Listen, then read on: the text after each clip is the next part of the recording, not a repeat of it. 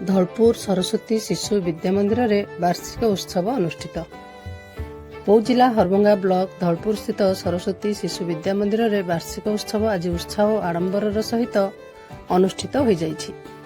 एही अवसर रे बौद्ध विधायक तथा सरकारी दलर मुख्य सचेतक सरोज कुमार प्रधान मुख्य अतिथि भाव जोग देइथिबा बेले सम्मानित अतिथि भाव धौलपुर पंचायतर सरपंच सुजाता कर्ण जोग देइथिले।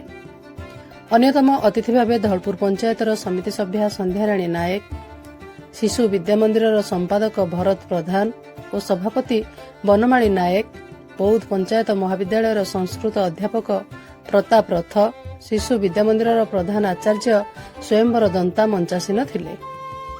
मुख्य अतिथि दीप प्रज्वलन करी उत्सवर शुभ उद्घाटन करथिले।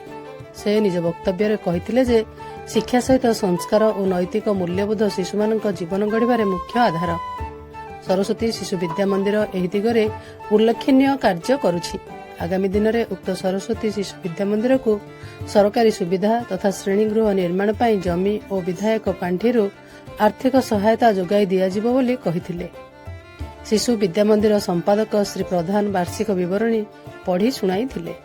मुख्य वक्ता भावे अध्यापक श्री रथ भारतीय संस्कृति, शिक्षार मूल्यबोध और नैतिक जीवनशैली उपरे गभीर आलोचना करथिले।